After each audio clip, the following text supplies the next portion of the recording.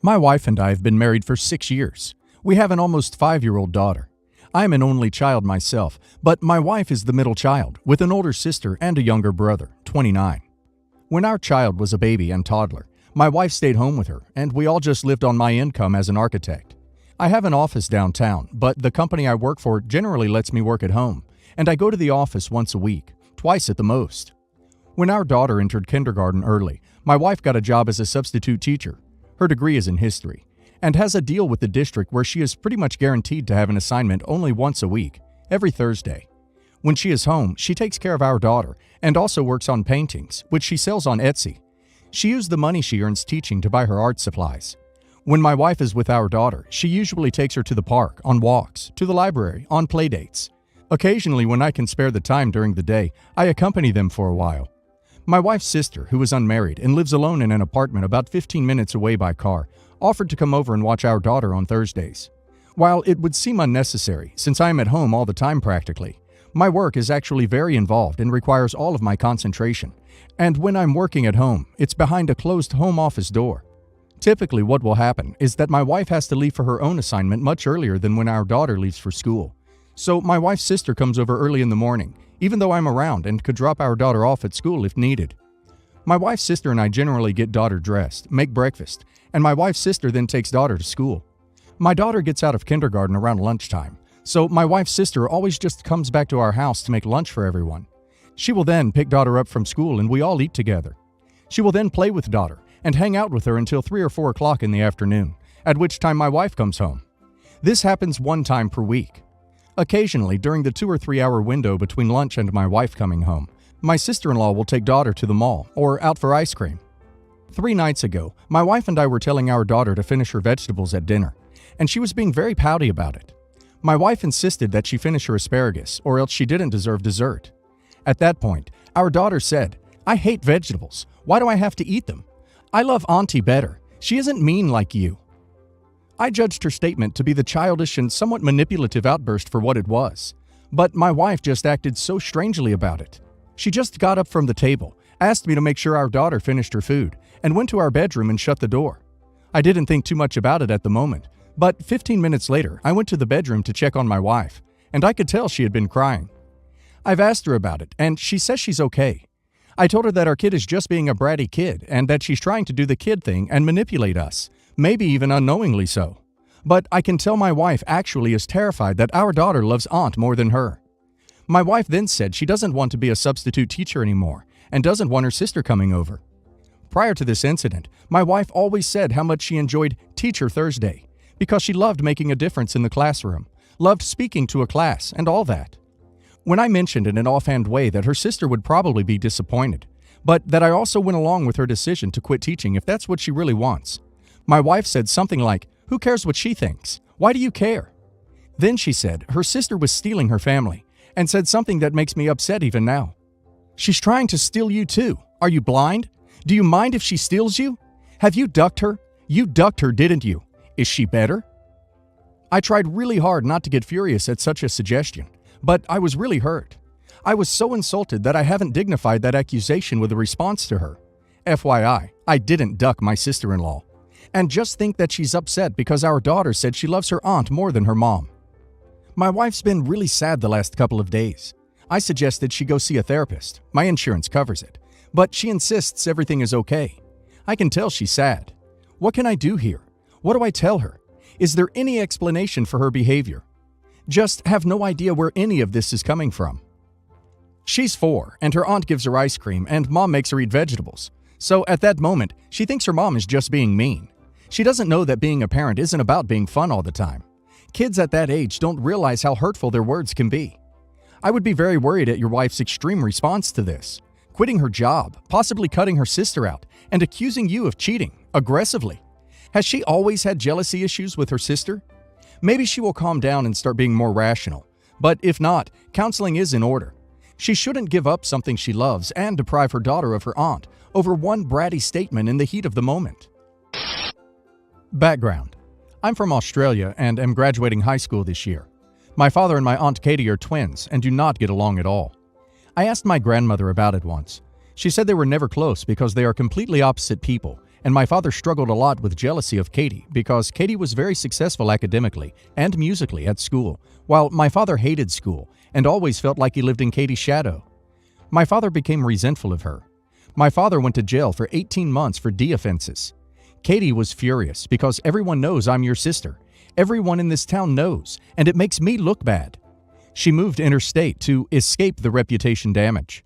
My mother was his high school sweetheart and was angry Katie was angry at him. She thought Katie shouldn't have cared about her reputation.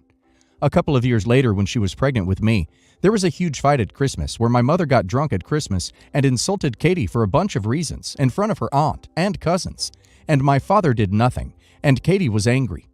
She said even if they are not close, no in-law should come to a family event and insult someone in the family. Katie learned German and French at school, university, and then moved to Germany to do her master's degree in her mid-20s, like 15 years ago. She met her husband Leon, who is Brazilian and lives in Germany too, and they have 2 kids, Maria and Diego, who are twins like her and my dad. Maria and Diego are 7. My grandmother, in the conversation we had, says the jealousy has continued into adulthood because Katie and Leon have very good jobs and have more money and traveled a lot before having their kids. They seem to wish they did that rather than having kids very young. And they both never finish school and work low-skilled jobs. And they say things that sounds like they are very jealous of Katie and Leon's professional jobs. They have barely spoken since that argument, but Katie always sent gifts and letters and saw me through her parents. I started enjoying languages at school and would Skype a lot with Katie starting at a young age. And when my grandparents went to visit her in Germany, they'd take me and we became close. I felt like Katie and Leon were the parents I was meant to have. I know it sounds bad, but it is true. I've been learning a lot of German and am getting very good and graduate high school this year. I want to study the language a little more and then do my degree there. It is free in Germany and very expensive here. Katie lives in a major city with a Goethe University and has offered to bring me over after I graduate to study the language intensively for a year or 2, because you'll be fluent after that and can do the degree, and said I can live with her and she'd be thrilled to have me. My parents are furious and even called Katie for the first time in years and screamed she has no right to offer that and take time away from them and trying to make our daughter a ducking know-it-all bee who sits in Europe and thinks she's better than everyone else and too good for here and her family and where she came from. I heard the argument on speaker, and Katie said that I'm 18 and an adult who can do whatever she wants after graduating, and she is allowed to offer another adult whatever she wants, and that it is my decision, not theirs. My parents are really upset and devastated that I grew up to be just like your ducking Auntie Katie, and I don't know how to handle it. I can't help the things I like. I really enjoy reading, and I love learning languages. I find history and politics interesting, and I'm glad I have a family member who is like that too. I don't want to be rude, but I really don't want to be like my parents. I want to have a good career. I don't want to be someone who is ignorant of the world or writes or speaks poorly. I want to be like Katie. I admire her a lot. She's smart. She's successful. She's a very cool person. I like talking to her. I have to be honest and say I don't have the same admiration for my parents. I respect them for raising me, but I don't look at them and want to be like them one day, like I do with Katie. I always feel like I never fit in with my parents. Most of their friends are people from jail or low-educated people too, and their kids don't really have much ambition or interest in much other than stuff like Kendall and Kylie Jenner, and they think I'm a nerd because I like reading and languages and actually like going to school. I've always wished I could run away and live a different life. I often feel like I was born in the wrong place, small town Australia, to the wrong circle. My mother read my diary, which I'm angry about, and saw where I wrote that, and the stuff I wrote about wishing I had Maria and Diego's lives because even though they are years younger than me, they are growing up with the life I wish I was born into. Grew up speaking 4 languages fluently: English, German, French, Portuguese. Live in a European city. Have intelligent parents who really pushed education. Parents who love to read. There is nothing bogan about them. I wish that was my upbringing. I feel so envious every time I see Maria and Diego effortlessly switch between 4 languages. I even wish I had Maria's name. I have a real bogan name, one of those trendy names that people look down on. Think a female equivalent to something like Jackson or Harrison, while they have classic, timeless names. They'd be a little unusual in Australia, but because they are Brazilian names, nothing about them screams low class. They just sound Brazilian, Spanish. Maybe I shouldn't think that way, But it was in my diary, which is personal, and my mother shouldn't have read my diary. They have been furious with me for days over it, since I told them what I want to do, and since they read the diary, and yeah, I still want to go study over there. I really want to get my German and French fluent. I want to experience studying and living there, and I don't want my parents to hate me because I want something different from my life than they did. They even tell me, what do you need a degree for? So you can spend thousands of dollars to end up some ducking snob like Katie did? They even tell me learning languages is a waste of time and everything. What do I do? I want to go, but now I feel like if I go, they will hate me. Your parents could not be more of an example of crabs in a bucket if they tried. They will not be satisfied until they have dragged you down to their level. And honestly, I'd bet they won't even be happy then. You could become Kylie Jenner 2.0, and you still will always be the one who thought she was going to Europe and be a snob. So, you know what? If you're gonna do the time, you might as well do the crime. Go to Europe and live the dream. I think it would be a tragedy if you crushed your own dreams to satisfy your miserable parents. I dated a girl from the age of 13 to until I was about 23.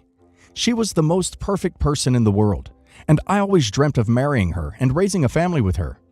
She died due to a drunk driver, and it took me quite a few years to get over her.